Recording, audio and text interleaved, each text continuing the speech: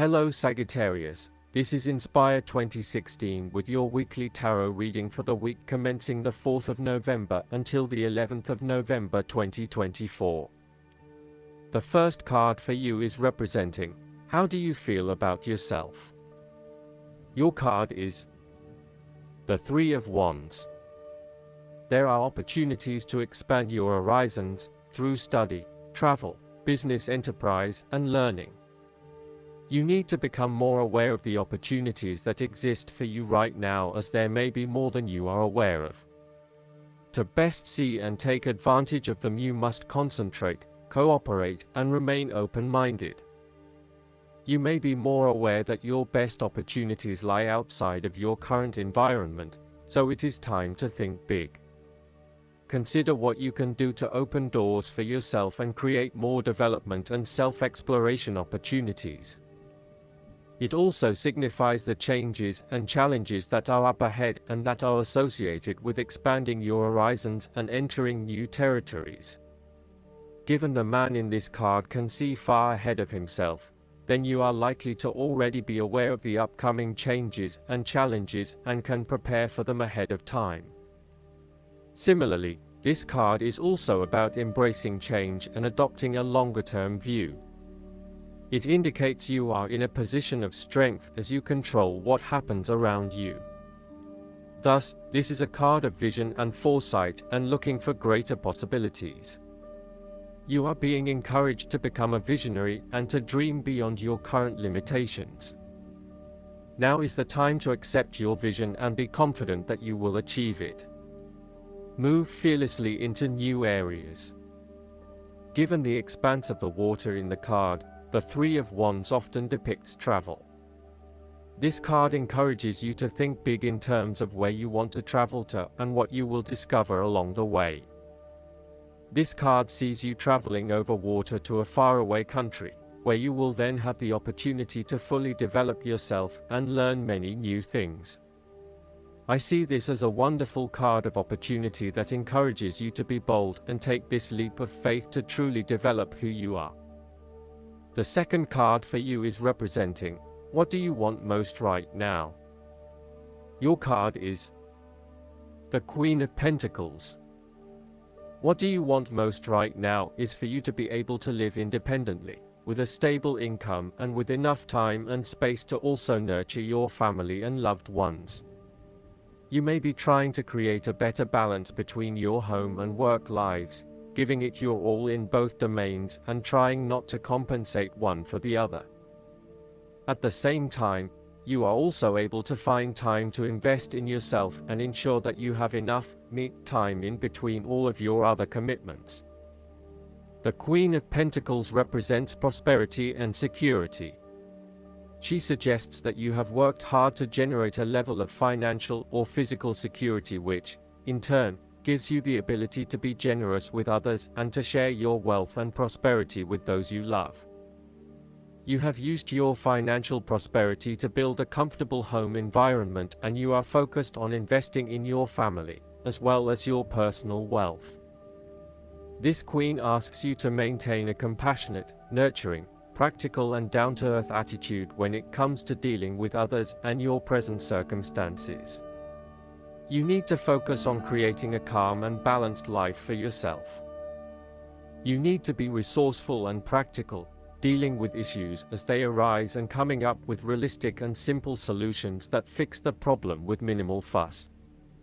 The Queen of Pentacles is also able to find a use for everything in the home, and is very handy and versatile. The third card for you is representing your fears. Your card is the Two of Wands. You may be afraid to step out into unknown territories, despite the huge growth potential, instead preferring to stay with what is familiar to you. The trouble is your growth is currently being stunted in your present environment and your world has become too small for you. It is time to bring your attention back to your original goal and understand the beneficial impact of taking a risk and stepping out into the bigger world around you. You need to start organizing your long-term goals and prioritizing what is important to you and what you really want to achieve. At the moment, It may seem that you want so many things, but you have not thought these through enough to make them a reality. Start at the beginning again and meditate on what is important to you and what motivates and drives you. Look at where your passions are, and then start planning how you will achieve these goals. You have overlooked some important details related to your plan for the future. You may have been moving full steam ahead, but have recently hit a roadblock due to lack of planning. You may also be overconfident about your success, overlooking the things that matter most. Or, you may be losing your passion associated with your goal and are becoming easily bored and demotivated. It is essential that you reignite that passion, or start again with something you feel more inspired about. The fourth card for you is representing what is going for you. Your card is the Ace of Swords. This is a period of great insight and mental clarity. It signifies a breakthrough or an aha moment where suddenly conscious understanding and mental reasoning reach their peak, and achievement of goals suddenly becomes a lot easier. You have a new understanding of some issue that has been of concern, or, in a broader sense, a new worldview, especially in terms of your love and work relationship. This is a perfect time to clear away the fog that has kept you from seeing the inner truth, so that you can now cut to the heart of the matter. This is also a good time to act, and if you set your mind to accomplishing your goals, you can achieve anything you desire. The Ace of Swords highlights a new idea, inspiration, original thinking and creative vision. It represents a point at which you have a new way of thinking and the energy to go with it. You are excited to pursue new opportunities that draw upon your creative and mental abilities. The Ace of Swords also encourages you to seek out the truth of the matter and to find justice. You may be championing a cause or standing up for your rights or the rights of others. Thus sometimes, the Ace of Swords can suggest that you are prepared for a battle. You have great clarity on a situation and can now argue your case with the view to come out victorious. You may have a new idea for which you are ready to fight, or you may be all fired up on an issue that you are particularly passionate about, such as human rights, the environment, or your personal beliefs. This card invites you to use mental force and to use your intellect and critical reasoning. If faced with a challenging situation, you need to be ready for battle and be prepared to find the strength to overcome these challenges. The fifth card for you is representing what is going against you. Your card is the King of Wands. You are afraid of a male significant figure in your life who is from fire signs, who can be dominating, pushy, and overbearing at times. This is rarely done with malice or an intention to make someone else submissive. It is just a strong tendency that sometimes takes control.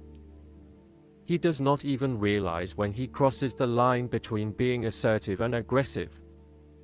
At worst, the King of Wands typifies the most selfish, ruthless qualities of fire.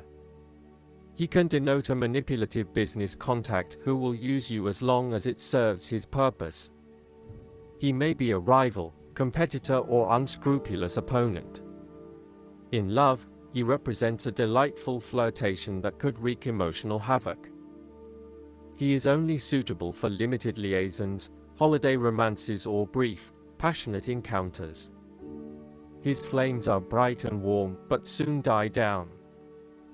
As an aspect of yourself, the King of Wands can suggest that you have set your expectations of yourself too high and may struggle to achieve those expectations. As such, you may end up feeling like a failure because you have not been able to achieve what you want in both areas of your life. Set more realistic goals for yourself and know that you cannot do everything nor please everyone.